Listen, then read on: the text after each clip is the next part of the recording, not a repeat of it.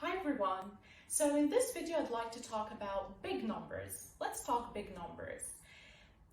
When I was first able to overcome my math phobia with big numbers, that was in my Montessori teacher training. And this is when I became fascinated with big numbers and challenging myself by reading big numbers. Sometimes I feel that the years that I spent teaching in public schools, just following the Common Core standards, was like a waste of my time and passion, because I'm all about Montessori. I'm very passionate about Montessori and the inquiry-based approach. But the thing is, these years of experience helped me to understand the major gap between Montessori and traditional education.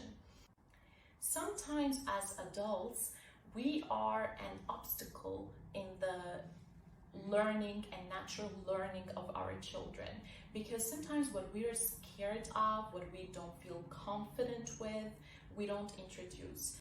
Yesterday I was discussing the plan for November for one of our students in our tutoring program. Her mom found something ironic in the plan. In the plan, we were just going to cover Infinity Street, which is the Montessori lesson for introducing big numbers, and the sky's the limit. So from its name, the numbers will go on and on and on in this Infinity Street forever. So she was telling me that this is ironic because in their plan, they are actually, the children are enrolled in a public school because it doesn't work for their family to enroll the 4 children in a Montessori school. So that's why they are using our program to supplement this, because they love Montessori. This child was in a Montessori school up until grade 1, and then they had to move to public school. So she said that in her plan, until the end of the year, it's all about reading numbers up to 100 and 200 and adding and subtracting numbers up to 100. So she was really able to feel the difference, because her daughter, she can do operations up to billions, trillions, quintillions, because the concept is the same. If they got the idea of place value, if the solid foundation is there, we can just give them operations with any numbers. So my question is it our fear as parents that we're not comfortable enough, we're not confident enough to introduce big numbers, that we don't introduce big numbers? Why are our schools still presenting big numbers, maybe starting grade 4? So one thing that you can do when you introduce big numbers, first off, is to introduce it as early as possible. The 3 to 6 child can read big numbers, is to integrate it with other areas of the curriculum. So if you're learning about stars, space, the distance between stars, the planets, then this is a good opportunity to integrate big numbers into these studies. There are also many interesting books. There is a book called, I think, 100 billion trillions of stars, that integrate the study of big numbers into the study of stars. There's also this book that was recommended by this family. It's called Era, the Star Engineer. This book is really all about big numbers, and it was written by I think like Google employees, current Google employees, and it is just a fascinating, inspiring book. What I also like about it, that they are using a girl who can be an engineer, so some representation, where some of these jobs are just thought, maybe in some communities, that there's like a stereotype that these jobs are mainly for male jobs. So it's an inspiring story to see how girls are also awesome in math, and they love big numbers. So you may want to check this book. And when we talk about Infinity Street, we will divide it into two parts. The first part is building the impression of the infinity street, and the other part will be building with the bead bars numbers in the houses of the infinity street and reading big numbers.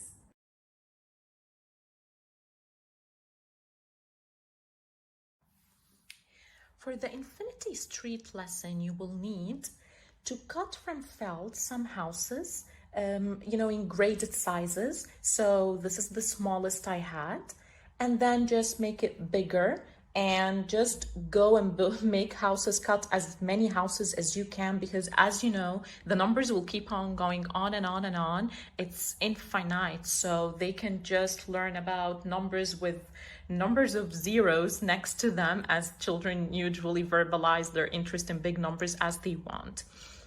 One thing to consider, you will need for each house to cut one green strip that represents the units for this number family, and then the tens, and then the hundreds for this number family.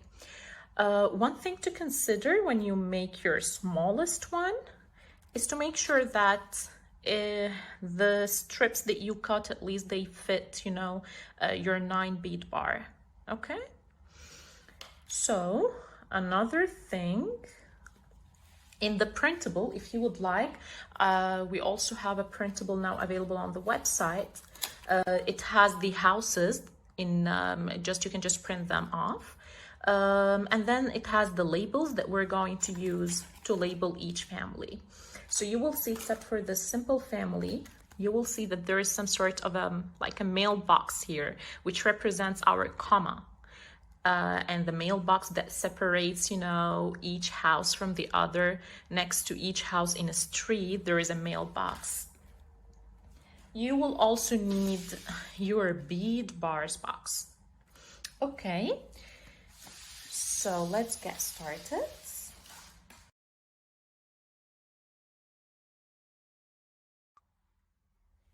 So let's learn today about Infinity Street. Imagine that you live in a street called Infinity Street of number families. So first, the first house in this street is called the Simple Family Street. The Simple Family House. In this house, some family members live there. They are the units, tens, and hundreds of the simple family in the simple family house, and we can call them the simple family. Now across the street, right next to this house, there is another house. It's a little bit bigger than this simple family house.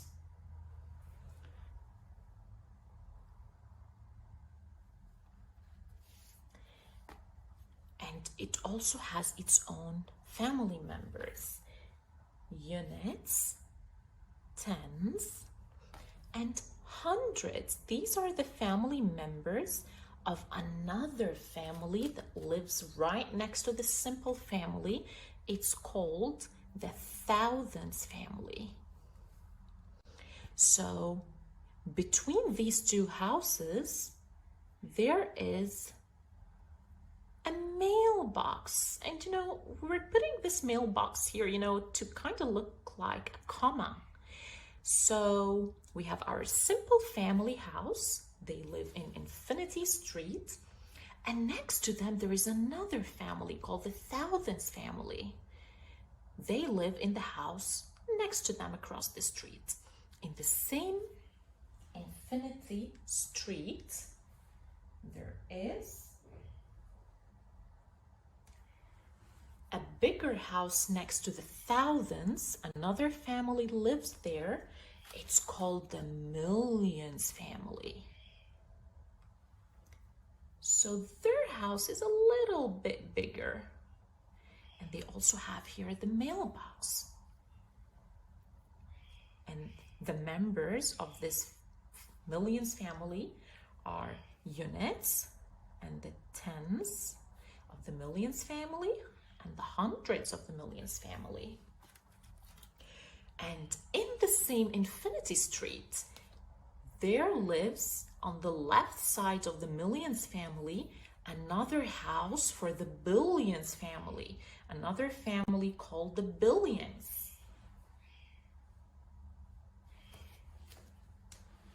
Here is their house.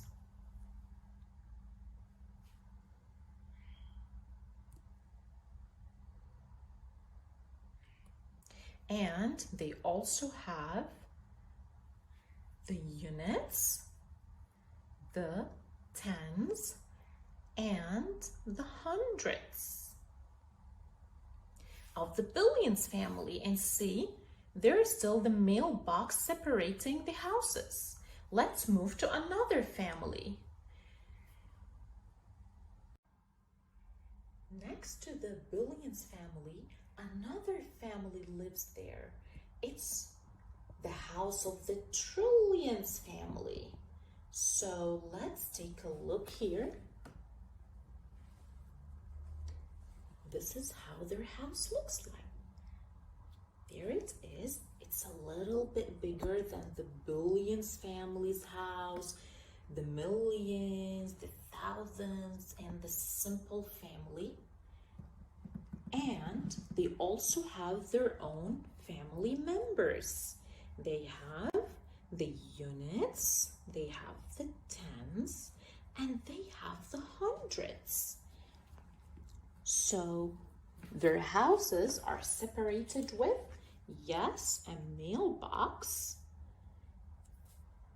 to separate the houses of the families.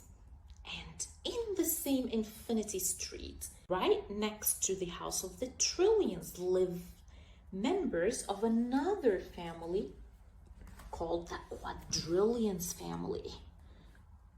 Yeah, see their name, quadrillions.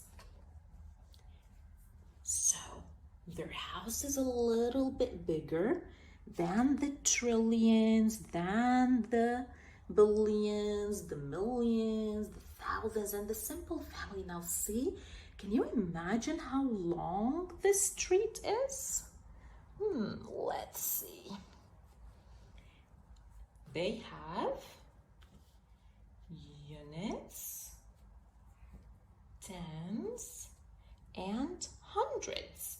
And their house name is called the quadrillions. This is the house of the quadrillions family. Next to the quadrillions family lives another family. This family is called the quintillions family. The quintillions family, they also have their own units, tens and hundreds as members of their own family.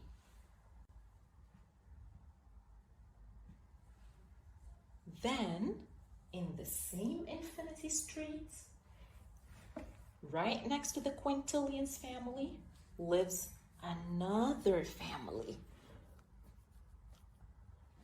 I love how our houses are getting bigger because we are exploring new number families.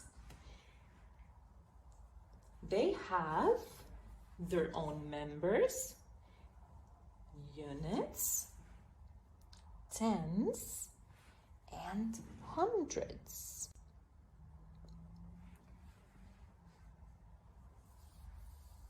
And this family is called the sextillions family.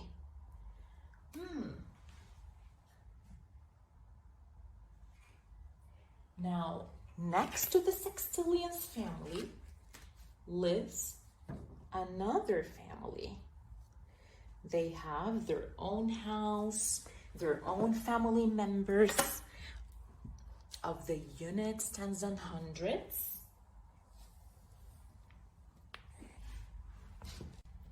The work is getting bigger and bigger and bigger. I need to make some space to be able to travel in the streets. So, right next to them, lives the septillions family.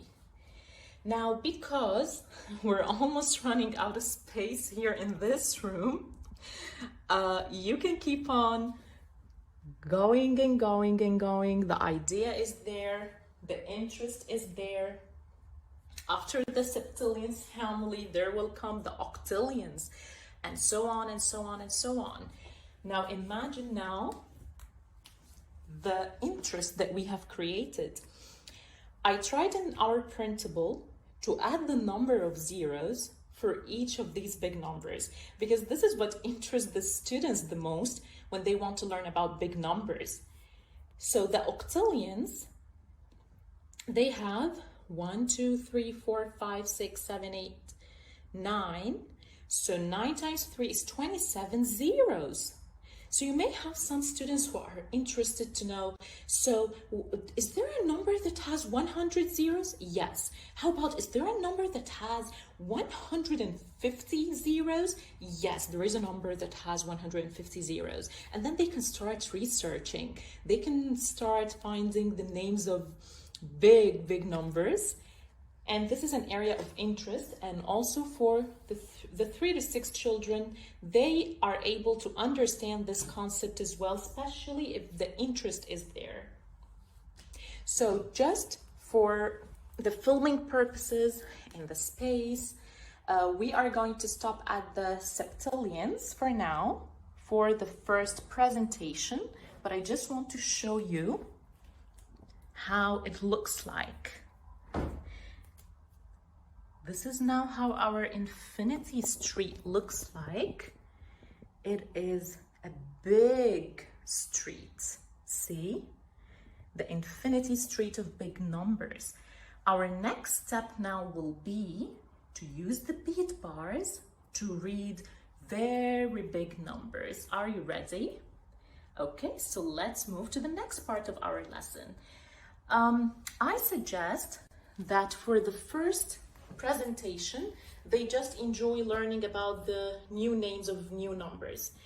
Then on another day, maybe after stressing on the idea of the comma, separating after you have the units, tens, and hundreds of each family, separated by the comma, then they move to another family. On another day, you can start with part 2 that we're going to introduce day and not on the same day. However, it depends on the level of the child. So let's continue with part 2.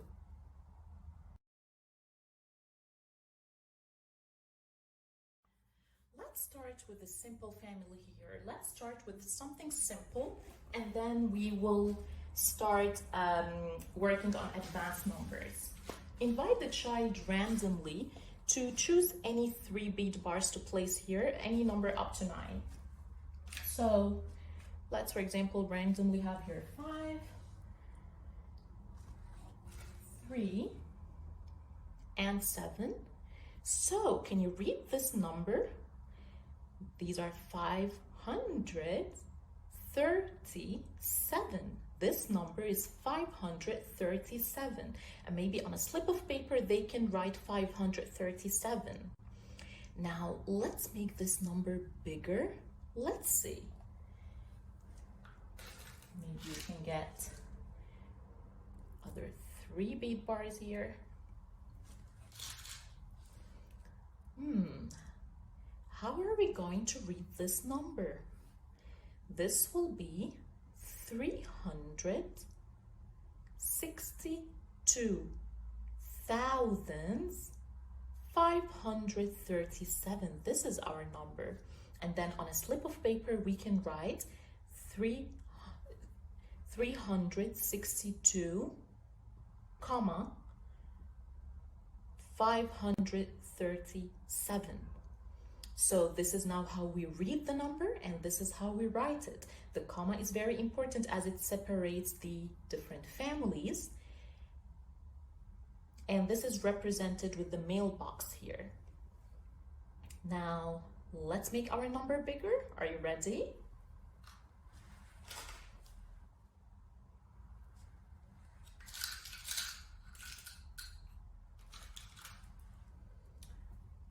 notice I didn't place anything here because this means that this is a 0. Let's practice and see. 904 millions 362,537. This is how we read this number.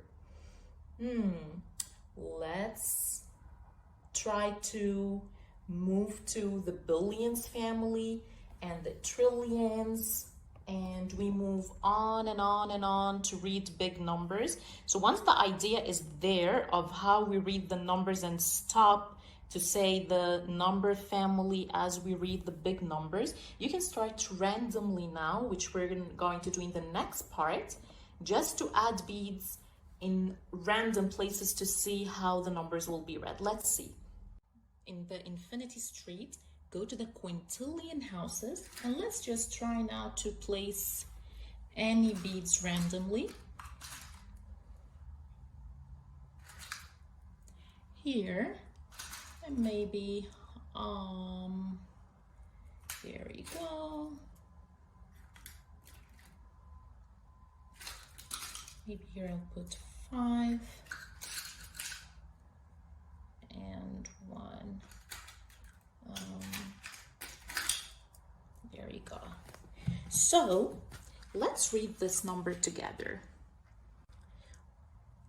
We are in this is the house of the quintillions. So this is 638 quintillions, 367 quadrillions, 571 trillions, and that's how you read the number. Here we have zeros. So if I'm going to write this number, this is how we're going to write it down. There you go. I have here my exercise book with the square grit paper, my favorites. So we have here 638,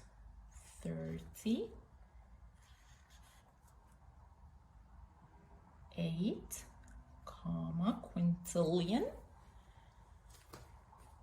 367 quadrillions, comma, and then we have 571 trillions, and then for the billions we will have here zeros, millions, zeros, zeros for the thousands, and 3 zeros here for the simple family.